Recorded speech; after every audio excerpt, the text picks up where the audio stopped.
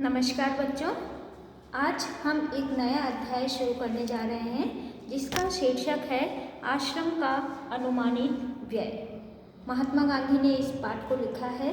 बच्चों, आप जानते हैं 1915 में साबरमती गांव में गांधी जी ने एक आश्रम की स्थापना की थी। उस आश्रम के अनुमानित व्यय के बारे में, यानी कि अप्रॉक्स उस आश्रम में कितना खर्चा होगा, इसके बारे में गांधी जी ने बताया है। हालांकि गांधी जी ने आश्रम के खर्चे के बारे में बताया है, लेकिन गांधी जी का मुख्य उद्देश्य कुछ और ही था। आश्रम की स्थापना का निर्देश देकर, उसकी रूपरेखा बनाकर, उसका अनुमानित बजट बताकर गांधी जी एक सुदृढ़ और आत्मनिर्भर भारत की कल्पना करते थे।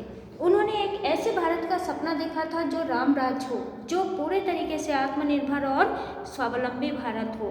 बच्चों, इस पाठ के अंदर हम देखते हैं कि आश्रम के लिए किस किस मद पर, किस किस चीज़ पर कितना कितना खर्चा होगा, ये गांधी जी ने हमें बताया था कि आश्रम में शुरुआत में 40 आदमी होंगे, फिर 50 आदमी होंगे, उनके रहने के लिए अलग व्यवस्था होगी, उनकी रसोई का इतना खर्चा होगा, वहाँ एक पुस्तकालय होगा जिसमें 3000 पुस्तकों की रैक जरूरत पड़ेगी।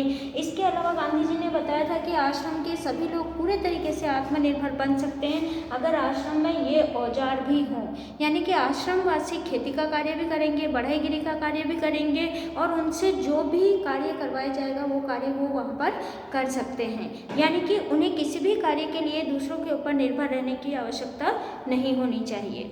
यहाँ पर अगर हम इन औजारों की बात करें तो दो कल्पनाएं हमारे सामने आती है, दो थॉट्स हमारे सामने आते हैं, लघु उद्योग और कुटीर उद्योग। लघु उद्योग और कुटीर उद्योग के माध्यम से हम भारत जैसे गांवों वाले देश को एक कौशल देश के रूप में यहाँ के लोगों के अंदर कुशलता का विकास कर सकते हैं, जिससे कि यहाँ के लोग बेरोजगारी जैसी समस्याओं से ना जूझे और एक स्वतंत्र, सुदृढ़ और मजबूत भारत की नींव पड़ सके।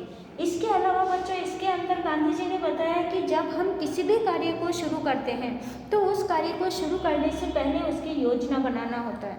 योजना बनाने के बाद हम बजट तैयार करते हैं। उसके बाद इन दोनों चीज़ों की सफलता से हमारे अंदर आता है आत्मनिर्भरता और स्वावलंबन, और तब जाकर वह कार्य पूरे तरीके से सफलतापूर्वक किया जा सकता है।